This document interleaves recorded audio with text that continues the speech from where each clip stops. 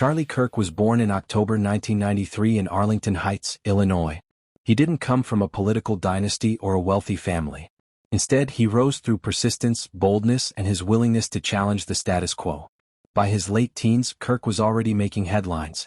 At just 18 years old, he founded Turning Point USA, a nonprofit student movement that quickly grew into one of the most influential conservative organizations in the United States. Kirk had a style that was hard to ignore. He was fiery, direct, and often controversial.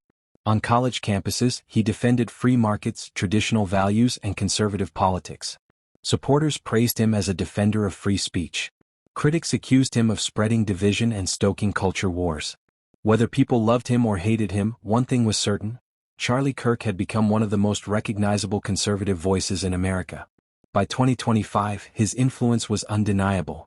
He had millions of followers online, a popular podcast, regular TV appearances, and a schedule packed with speaking tours. For many young conservatives, he was a mentor and role model. For his opponents, he was a symbol of everything they wanted to fight against. But in September of 2025, that meteoric rise came to a violent and tragic end. On September 10, 2025, Kirk arrived at Utah Valley University in Orem, Utah. He was on his American Comeback Tour, a series of campus events designed to energize young conservatives ahead of the next election cycle. More than 3,000 people filled the auditorium that night. Students, community members, and supporters gathered to hear him speak. The energy in the room was high. Kirk was known for his ability to handle tough questions and debates. Near the end of the event, someone asked him about America's mass shootings, a hot-button issue he often spoke about. Leaning into the microphone, Kirk responded with a question of his own: counting or not counting gang violence? Those words would be his last. At 7:57 p.m., a sharp crack echoed through the auditorium. At first, some thought it might be a microphone glitch. But panic spread instantly when Charlie Kirk collapsed on stage. He had been struck in the neck by a single bullet. The scene erupted into chaos. People screamed and dove for cover. Security rushed to shield the stage. Some tried to help Kirk, applying pressure to his wound as paramedics were called. The crowd, once buzzing with energy, was now filled with confusion and terror. Kirk was rushed to the hospital. But the wound was catastrophic. Hours later, he was pronounced dead. The nation was stunned. A high-profile political figure had just been assassinated in front of a live audience. Within minutes, investigators began piecing together what had happened. The shot had come from the rooftop of a nearby building overlooking the auditorium. On that rooftop, police discovered a bolt-action rifle, a screwdriver used to gain entry, and other evidence. The rifle told a clear story. Forensic testing revealed DNA on the trigger. That DNA matched a 22-year-old student from Orem, Tyler James Robinson. Investigators also discovered discarded clothing in a dumpster not far from the scene, gloves and a jacket believed to have been worn during the shooting. Those too carried Robinson's DNA. And then came the most chilling discovery of all. Inside Robinson's apartment, under a computer keyboard, police found a handwritten note.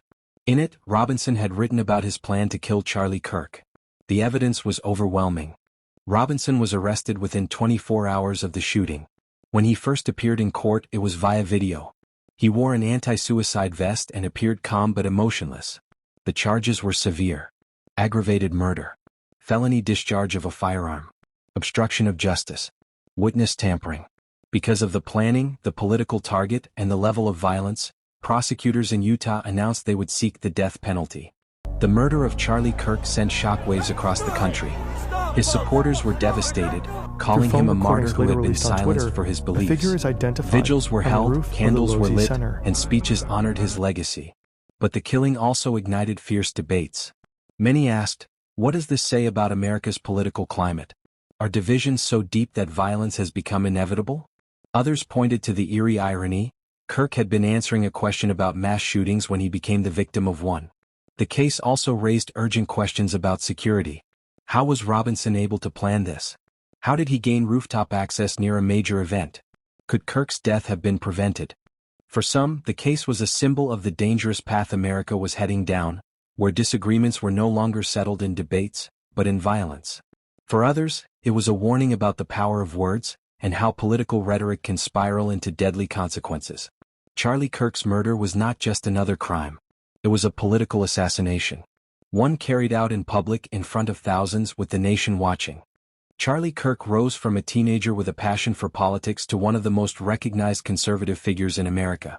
His story was about ambition, influence, and controversy.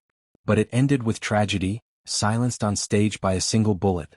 Tyler Robinson now faces the death penalty as he awaits trial.